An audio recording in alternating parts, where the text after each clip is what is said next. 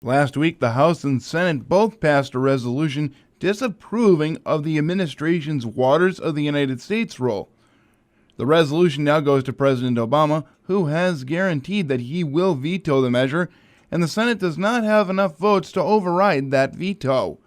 AgriPulse's Spencer Chase has more. On Wednesday, more than 250 House members voted to pass a resolution that would effectively kill one of the Obama administration's most controversial regulations. The Waters of the U.S. rule has been a hot topic for agricultural stakeholders since it was first introduced, as many called it a power and land grab by the Environmental Protection Agency. The rule would redefine waters that fall under the jurisdiction of the Clean Water Act, and many in agriculture remain concerned about the impact the rule might have on their operations. Speaking on the floor before the vote, House Agriculture Committee Chair and Texas Republican Mike Conaway said this vote comes after many efforts to work with the administration to make the rule more doable. Through hearings, letters, and public forums, we repeatedly asked the administration to simply start over with a process that works with stakeholders to achieve the goals of the Clean Water Act, rather than act like a schoolyard bully.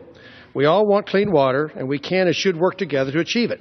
Unfortunately, all of these requests fell on deaf ears. America's farmers and ranchers deserve a government that will review and consider their thoughts, not a government that refuses to engage stakeholders and hands down orders from on high. National Cattlemen's Beef Association Vice President of Government Affairs Colin Woodall says this vote is a way for Congress to signal to the president that they don't like what they see. By doing so, it sends a very clear signal to the president that Congress is not happy with the Waters of the United States rule and that they want to see it go away or be significantly changed. So I think it's just another step in our continuing effort to try to ultimately kill the Waters of the United States rule. The final vote count for the disapproval resolution was 253 to 166, short of a veto-proof margin. The White House is certain to veto the bill, turning Wednesday's action into a messaging vote rather than one that will actually kill the rule. Of note, 12 Democrats voted for the resolution, 6 of which serve on the House Agriculture Committee.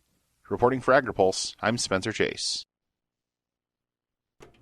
Yes, it looks like last season's U.S. corn crop was just a tad smaller than had been estimated earlier, but everything else in the corn balance sheet spells continued low prices. Agriculture Department Outlook Board Chairman Seth Meyer says that this week we cut production by 53 million bushels. So that's price supporting. But when you work your way down to the end of the balance sheet and you see carryout expanding, then that doesn't seem quite so bullish. After all, the corn crop at 13.6 billion bushels, still the third biggest ever. We started the marketing year with the second largest supplies ever. Plus, Seth Meyer says the prospects for exporting a lot of that corn are actually less bright than they were a month ago. We trimmed exports 50 million bushels, and you can take the sales and shipment paces to date and competition from South America, and you can draw that conclusion. Corn exports are now forecast down almost 9% from last season, and so Meyer says price prospects are also less bright than they were a month ago. USDA chopping another nickel off the projected average price, down to only $3.60 a bushel, a dime less than last year. Gary Crawford for the U.S. Department of Agriculture, Washington.